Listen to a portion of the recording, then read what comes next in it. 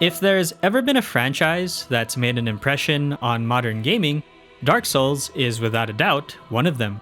The series that's all about making you understand the definition of difficult and trying to overcome it.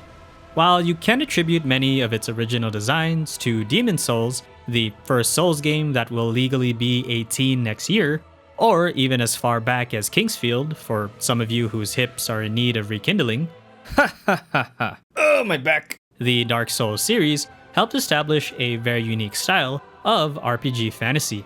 Grounded combat, where you are literally a David up against the most wide assortment of Goliaths, melancholy worlds steeped in obscure and rich history that you need a magnifying glass, or really a Souls tuber to comprehend the lore, the Dark Souls series brought a very specific RPG identity to the gaming market.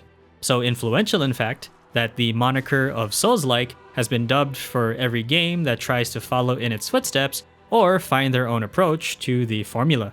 Not to mention the numerous titles that FromSoftware has iterated to evolve their video game portfolio. Without the Souls series, games like Bloodborne all the way to Elden Ring could not have existed. And one of the major entries in that series that's finally seeing a decade since its release is Dark Souls 3. Essentially, the culmination and even the celebration of the entire Dark Souls franchise, reinforcing what made the hardships of the older games so fun, while also expanding on the original history of the universe. From witnessing the birth of the First Flame, to attending the Lords of Cinder, Lordran all the way to now Lothric tells one more darkly oppressive tale of its universe for you to struggle through, both emotionally and physically. The primary Souls game that got me into the franchise, along with Bloodborne a few months earlier, Dark Souls 3, showed me what it really means to get good at video games, and how great a dopamine rush can feel when you finally beat that one boss who caught you off guard with 3 phases. Let's go! It was also the way the game presents an indirect narrative that made me appreciate its very specific storytelling. Filling in the gaps and determining the motivations behind each god, creature, and undead individual creates a story that is uniquely Dark Souls. So, yeah, I love Dark Souls 3. But after 10 years, along with FromSoftware's evolution of their bread and butter formula to create some of their recent games, what makes Dark Souls 3 hold up to still play well today?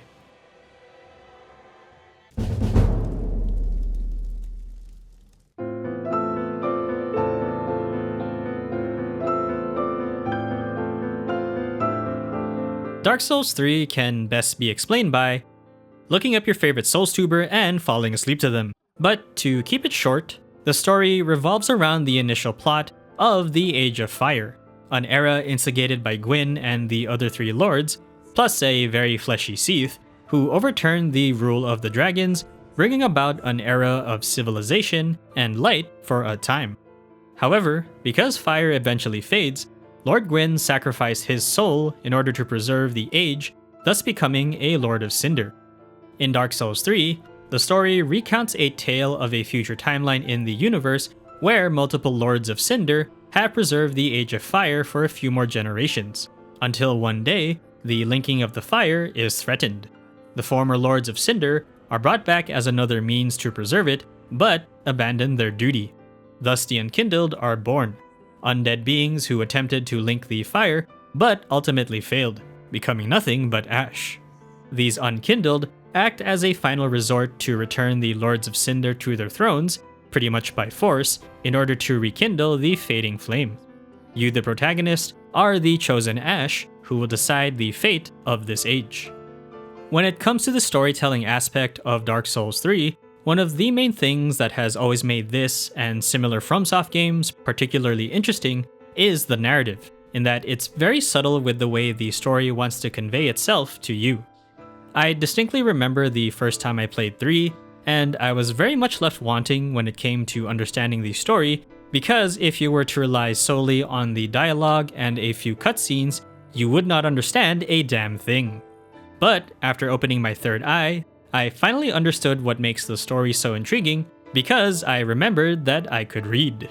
The descriptions of the weapons, keys, spells, and everything in between actually have a story to tell that is pretty much more in-depth than any of the dialogue or cutscenes combined. Weapons that detail the history of various knights and soldiers, spells that reveal the background of key figures, even items that show darker truths behind close-knit NPCs. The reason I find this narrative style particularly interesting is how it builds on the sense of player intrigue and discovery, meaning that it's up to you to piece it all together. They reveal key information regarding story aspects, but also offer questions that add a deeper sense of mystery. Why did the lords abandon their thrones? How did Pontiff Sullivan discover Anor Londo? What exactly was the young ocelot that Osiris held dearly? And why are we so driven to use our binoculars on the Firekeeper's feet? It's a great deal of mystery that remains intriguing to try and speculate even today. I fell in love with this type of storytelling, and it's exactly that sense of vagueness in giving players more questions than answers that makes learning about the world so fun. Plus, I also like how much more value there is with the items, making them more meaningful as small but important plot devices. It does take some work and a bit of luck to find all the items to connect the dots, plus going through some hoops to figure out the endings and such, but like how a puzzle works in story form, piecing it all together and figuring it out is way more satisfying than simply being told out loud. It's also interesting to see the juxtaposition with certain characters as well. Seeing Sir Wilhelm's attitude towards the player upon first contact becomes way more interesting when you read about his connection to Sister Freda and the painting. Another is the sense of dramatic irony between the player and the actual protagonist. As the Ashen One, a being of focus, commitment, and sheer will, with a singular purpose to bring the lords to their thrones, you are the most unemotional, arguably the most powerful, Mother F who does not waver in their mission. As such, it makes for a very interesting dynamic with the other characters in that a lot of them already have an agenda with how they interact with you. This hits especially harder when you consider the main themes of Dark Souls, like inevitability and finality. Lastly, it's the way environments paint a visual story that I've come to appreciate in this game, as well as a few other FromSoft titles. Their thematic framing, when combined with specific characters that juxtapose them, bring a lot of visual storytelling that few games have tried to convey. It harkens back to that sense of mystery by placing characters and items in parts of the world and figuring out their relevance. It's a unique package storytelling that has carried on to other FromSoft games. Probably not as abundant in some titles like Sekiro or Armored Core, but you can definitely see a lot of these elements in Elden Ring, which is arguably the best when it comes to FromSoftware's current narrative design. Even when I've already put in my 100 plus hours to deep dive into reading as well as looking up lore videos, the thematic world building and reading in between the lines mystery that this game brings is still a joy to come back to.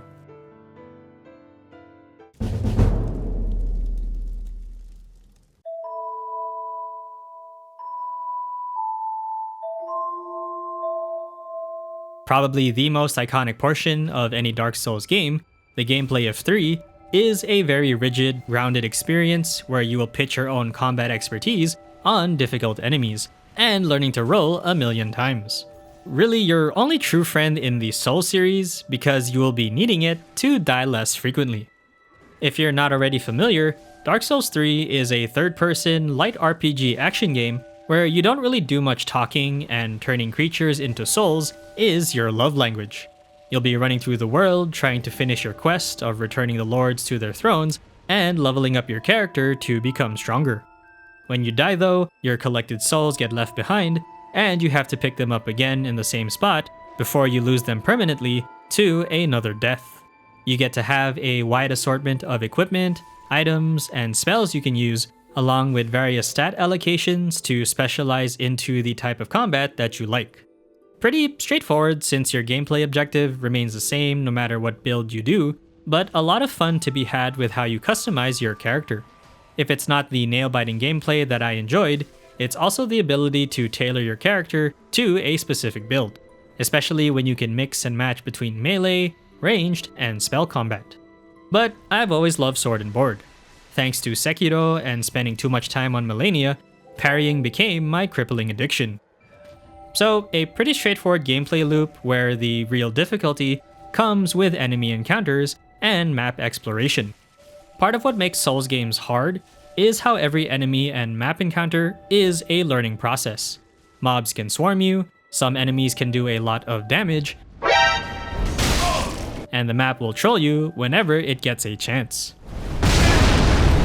The other is going toe-to-toe with the bosses, learning their attack patterns, trying to survive, retaliating when you can, all while trying to reduce their health bar to 0.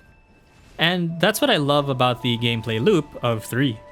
I am definitely sounding like a masochist, but overcoming difficulty and adversity is an extremely fun and rewarding experience that this and every other recent FromSoft game has provided.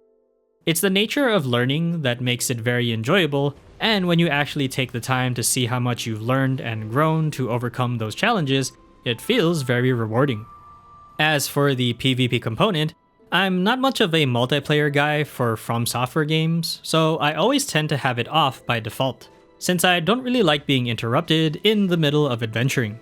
I don't mind the NPC invaders too much, since I know how to read them, and they're generally easy to beat, but they do get a little redundant the nth time I've fought them. Alright, which one is it now? Wait, my invasion is on. Oh god damn it, okay, he's doing neutrals on me. Oh god.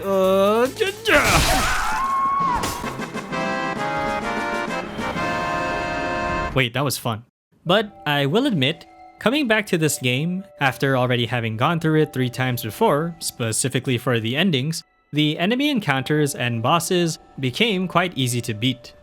Part of it is a mix of memory where I can recall how the map layouts work, as well as the enemy types and boss encounters, but a large part of it is having played every other FromSoftware game to date. See, when you've been through Ishin at like New Game++, going for a parry run on Millennia, and using nothing but an axe and shield on Promised Consort Radahn, Dark Souls 3 felt significantly easier by comparison. Doesn't mean I didn't die though, because some bosses still do make me sweat, not being completely efficient on certain map layouts, plus my stupid attempt at trying to take on Dancer extremely early. Sure, I could try to make things more interesting by using a different build, or a very fun but limiting challenge, but I've always enjoyed going through the Souls game with my sword and shield, because that's just my bread and butter, speaking as an SNS main. But yes, as expected from a game like this, the lack of surprise diminishes the difficulty significantly, and even the story's mystery to an extent. Interestingly enough, one of the biggest things I actually enjoyed coming back to this game was the linear progression. This is mainly coming from Elden Ring, since that title is the closest gameplay style to Dark Souls, barring a few nuanced mechanics like open world, of course. Obviously, I love the explorative nature of Elden Ring, and I will gladly adhere to that open world gameplay loop any chance I get, but I also just love the easier linear pathing of Dark Souls 3 and only having to worry about a singular map layout and its enemies. I say that even though it's kinda easy to get lost sometimes. I wouldn't say it's inferior nor superior to Elden Ring's open world design, and it's more of just a different type of flavor. Some days I want steak, but I also want some fried chicken. Yum! I do find myself missing a lot of the newly introduced mechanics that Elden Ring brought, plus some quality of life systems. The lack of jumping felt very primordial, but since the map design nor the bosses account for vertical maneuvering, I stopped caring. Another was the questing. I kind of remember Elden Ring being a little more blunt and straightforward with how the quest chains would follow, but a lot of the ones in Dark Souls 3 can be very missable. Admittedly, for this playthrough, I had forgotten about the requirements for the third ending, such as doing Yoel's questline, as well as the progression quests like Grey Rat or Patches. I even needed a guide to figure out how to complete them. Lastly, my only minor gripe was the camera. I think every FromSoftware game kind of suffers from this a bit, but the camera can sometimes be a bit jank in a few situations. I mainly noticed it when it comes to really big bosses that you're trying to fight up close, where it just seems impossible to get a read on their movement because your view is obstructed. Also, a similar issue with the lock-on, where at times a backstab or parry would immediately stop locking onto the enemy when they were still alive, or bosses just flying really fast that it refused to track. Guys like Madir do make it happen a few times. I can kinda see it as a way to prevent motion sickness for the latter, so that way a sudden 180 turn doesn't leave you disoriented, but it's weird that the lock-on would just stop altogether for the riposts or backstabs. That said, nothing overly bad has happened as a result of the camera issues. Except maybe one. What? Overall, despite having played through a lot of FromSoftware's more current iterated games, Dark Souls 3's combat and linear progression still makes for some fun gameplay. I do enjoy the different offshoots and variations and mechanics with the other games, like how gun parrying is a thing for Bloodborne, or the different counter types that exist for Sekiro, but even just the medieval and magical combat for Dark Souls 3 is a joy to come back to. It's not all that different from Elden Ring, honestly, and many of its systems are nearly identical, again barring the few new mechanics. I think a lot of its staying power can be attributed to its variety with how you make your character, and just the sheer pleasure of overcoming difficulty. Of course, that's not to say that there aren't other reasons for it to hold up for you on the gameplay side, but I find the difficulty element to be the biggest driving factor, and the reason I can still enjoy swinging my sword and shield in Dark Souls 3.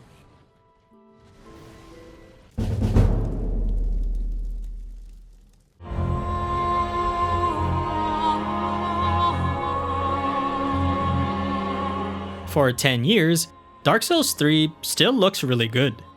I initially had this thought that the visual presentation didn't seem that different from Elden Ring at all. Upon closer inspection, there's some key differences and similarities that show some age, but somehow also still maintaining some visual appeal that holds up well. On a technical level, Elden Ring is vastly superior in just about every aspect. Models, environments, lighting, specific details, things that are clearly an improvement by nature of better generational hardware and development.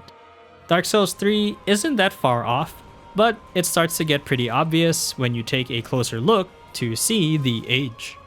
That said, a few scenes in Dark Souls 3, like the stairs leading up to the Soul of Cinder, are still provocative enough that could rival any scene from Elden Ring.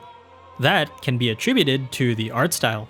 The gothic, medieval, almost apocalyptic inspired world is the distinguishing factor that makes Dark Souls 3 hold up in its visual department. The icy city of Irithyll, the murky dank swamp of Faerun, or the desert wasteland at the end of the Ring City, there is a beauty that is still present within the game setting, not to mention its ability to weave this into the actual storytelling. A castle in ruins due to the rebellious nature of a lord, a rotting world that is kept alive far longer than it should, or the journey's end for a slave knight, Dark Souls 3 is one of the few games that tells its story without really needing a spoken word. Same with the colors, or in this case, the lack of it. Attributing to the bleak nature, Dark Souls 3 is arguably the most melancholy game in the FromSoftware library due to its darkly themed, get it, setting. Various scenes of the game range from being well to darkly lit, but showcase a lot of barrenness that contribute to the apocalyptic setting. Even the enemy types also further add to this environmental theme with a variety of undead creatures, shriveled monsters, and soulless husks that make the world feel hollowed out from the inside. On the sound front, in continuing the theme of grand fantasy, bleakness, and hopelessness is what the soundscape excels at conveying. When it comes to showcasing the world, it's actually the lack of music that makes everything feel almost empty. Of course, you'll hear various beings and enemies as you put them into the ground, but the lack of sound is the most classical and effective way to thematically show emptiness in the world. And with Lothric, all you will get is the proximity of your surroundings as the only living things left in the world.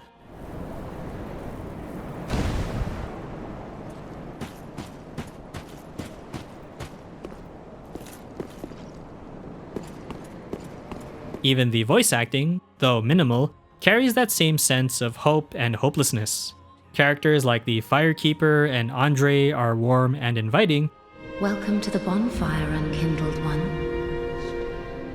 A toilsome journey, I'd wager. You'll require good arms. Let me smith you weapons. While pretty much everyone else are very, very crestfallen. Well, you're not alone. We unkindled are worthless. Can't even die right. And of course, the apparent music. An orchestra that understands what it means to be dark and foreboding, but manages to deliver it in different shades. Whether you're just opening up the game,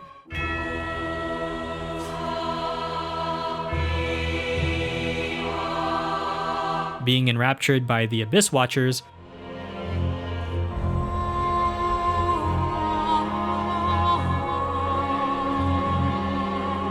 or crying because you've managed to catch Gwyn's theme while fighting the Soul of Cinder,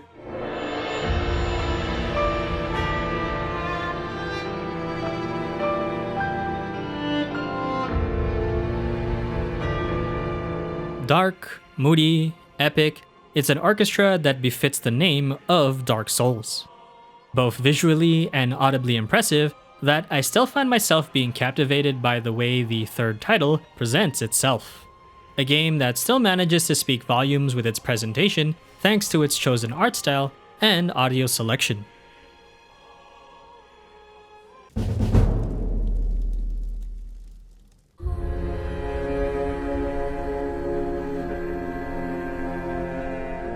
So, yeah, I still had a lot of fun going back to Dark Souls 3, despite having been through it multiple times and having played every other FromSoft title. An intriguing story that you have to read in between the lines to see the full picture, nail-biting gameplay that can be exhilarating to overcome, and a presentation that you know for sure is Dark Souls. Ultimately though, if I had to sum it up as best as I can, I think the component that maintains Dark Souls 3's longevity, and even its prior titles as well, is simply the difficulty. Difficulty not for the sake of being there to punish you, but difficulty as a learning process. On the combat, going through the motions of dying over and over again, but gradually learning the boss moves and attacks until you eventually beat them is a gratifying and rewarding process. You could also argue that this extends to the story as well, and the obscurity of the game, not directly giving you the details, makes for a very fun learning experience as you piece together the lore. I'm sure every player is different with what makes the third entry fun for them, or not, because it's completely okay to not like it if it's not your type of game, but the challenge of earning your victories and putting in the work still makes this game worth playing, and Dark Souls 3 holds up especially well. But that's gonna do it for today, guys. Thanks for sticking around. There will be more games to play and more videos coming soon, so please stay tuned if you'd like to see more. But for now, I'll see you all next time.